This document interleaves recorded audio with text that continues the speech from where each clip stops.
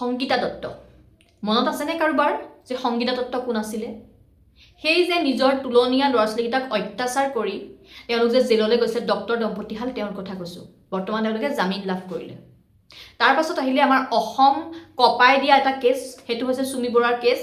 আৰু তেওঁ ভায়েক বিশাল হাজৰিকা ট্ৰেডিং কেছত ফচিছিলে বৰ্তমান তেওঁলোকো জেলৰ বাহিৰত এনেধৰণৰ বিভিন্ন আমাৰ অসমখন হিলাই দিয়া কেছ আহে মানুহে সেই সময়ত চবেই চিঞৰে তাৰ পাছত চবক মানে অলপ দিনৰ পাছত তেওঁলোক জামিনত ওলাই আহে আৰু তাৰ পাছত আমাৰ অসম মানুহে পাহৰি যায় গম পাইনে বিশাল হাজৰিকা এতিয়া ক'ত আছে কি কৰি আছে চুমিয়েতো আগৰ কামবোৰ চব ষ্টাৰ্ট কৰিলে এতিয়া অলপ পিছত ডক্টৰৰ দম্পতীয়েও কাম ষ্টাৰ্ট কৰিব কিন্তু এতিয়া আহিলে আমাৰ জুবিনদাৰ কেছ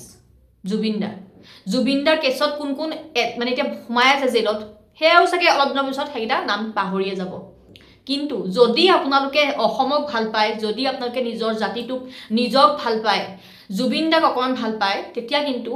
এই কথাটো পাহৰিলে নহ'ব মই কিন্তু নাপাহৰোঁ আৰু মই পাহৰিবলৈও নিদিওঁ সেইকাৰণেই ভিডিঅ'টো বনাইছোঁ আপোনালোকে আজিকালি জাষ্টিছ ফৰ জুবিন গাৰ্গ লিখিবলৈও এৰিলে নালাগে নেকি আপোনালোকক জাষ্টিছ ফৰ জুবিন গাৰ্গ কি হৈছিলে জানিবৰ মন নাযায় নেকি আপোনালোকৰ সেই দিনটোত কি হ'ল আৰু হঠাতে এজন মানুহ যিজন আমাৰ অসমৰ প্ৰাণ আছিলে অসমৰ সকলো আছিলে অসম বুলি ক'লে জুবিনদা আৰু জুবিনদা বুলি ক'লে অসম সেই মানুহজন নাইকিয়া হৈ গ'ল কাৰো মন নাযায় নেকি জানিবলৈ যে তেওঁ কিয় এনেকৈ নাইকিয়া হৈ গ'ল কিয় পানীলৈ যাবলগীয়া কিয় তাত পানীত যেতিয়া মানা কৰি থৈছে ডক্টৰে আৰু সেই মানুহকেইটা যিকেইটা আশে পাশে থকা মানুহকেইটাই ভালকৈ জানে যে জুবিনদা পানী এলাউড নকৰে বা জুই চলে এলাউড নহয় যাব নালাগে তেওঁৰ কাৰণে ভাল নহয় স্বাস্থ্যৰ কাৰণে তাৰ পাছতো সেই গোটেই ৰাতিটো পাৰ্টি কৰাৰ পাছত আকৌ পিছদিনা ইয়ৰ্টত পাৰ্টি কৰিবলৈ লৈ গ'ল আৰু তাৰপিছত মানুহজন মৃত্যু মুখত মানে ভালকৈ খোজকাঢ়ি যোৱা মানুহজন কফিনত উভতি আহিলে জানিবলৈ মন নাযায় নেকি আপোনালোকৰ আৰু ইমান শ্ল' প্ৰচেছ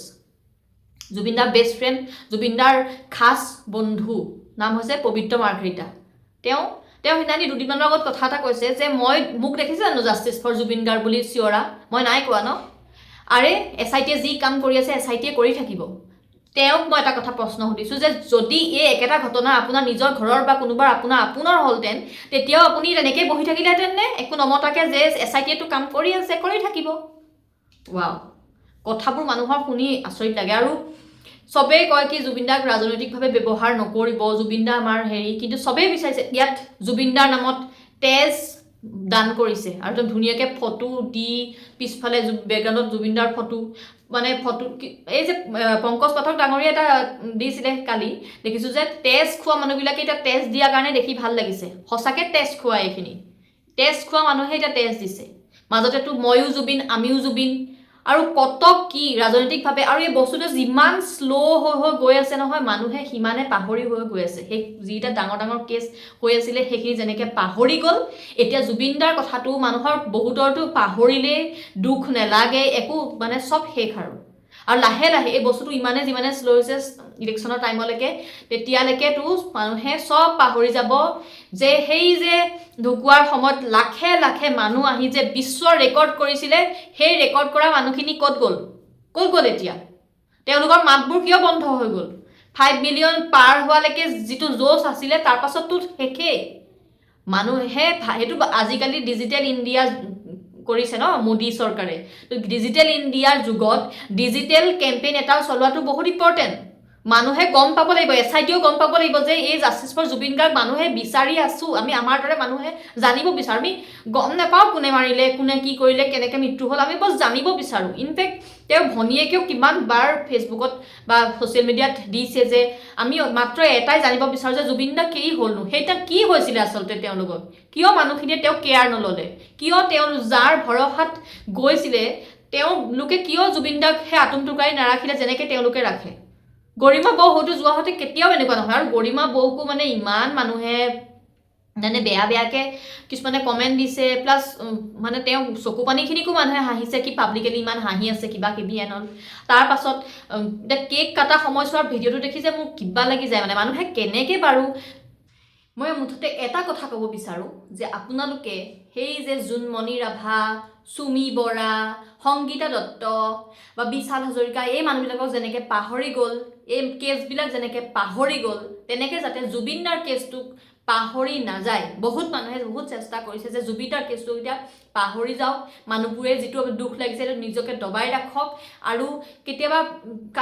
অলপ দিনৰ পিছত হয়তো শ্যামকানু বা সিদ্ধাৰ্থও ওলাই আহিব, সেইটোতো আমাৰ মানুহে একো কৰিব নালাগে, সেইটোৱে বিচাৰি আছে। আৰু বহুতে এইটো বিচাৰিছে কি 26লৈকে যাওক, সেইটো এজেণ্ডা এটা বনাই ইলেকশ্যনত ইউজ হোৱা হওক। বহুতে বহুত প্লেন কৰি আছে, কিন্তু আমাৰ নিচিনা সাধাৰণ মানুহবিলাকে যি কোনো দলৰ নহয় বা কোনো ৰাজনৈতিক আমাৰ স্বাৰ্থ নাই, গতিকে সেই মানুহখিনিয়ে কিন্তু পাহৰিলে নহ'ব। আৰু আমি বিচাৰোঁ যাতে সেই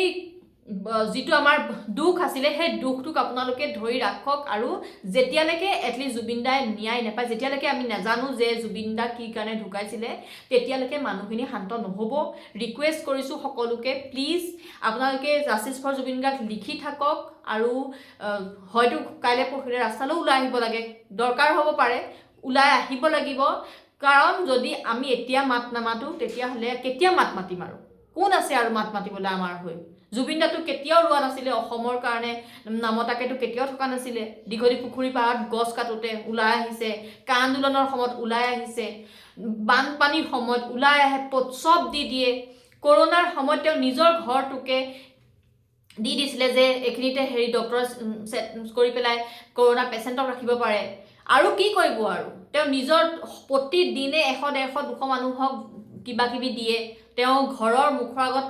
লাইন লাগে, সাধাৰণ মানুহে কৰিব পাৰিব জানো? আৰু সেই মানুহজন এতিয়া নাইকিয়া হৈ গ'ল, আৰু আমাৰ মানুহবিলাকে পাহৰি গ'ল যে তেওঁ কোন আছিলে। 40-50 গান দিছে, গোটেই পৃথিৱীত অসমখনক জিলিকাই তুলি থৈ গ'ল, অসমখনক নাম্বাৰ 1ত ৰাখি থৈ গ'ল। চবেই চিনি পালে যে অসম কি, জুবিন গাৰ্গ কি। আগতে নাজানিব পাৰে, কিন্তু এতিয়াতো চবেই জানে। এতিয়া আমি বাহিৰত থাকোঁ, আমাকো বহুতে সোধে এতিয়া জুবিনদা কোন আছিলে, জুবিন কি হয়, অসমৰ কথা সোধে, গানবোৰ কথা সোধে।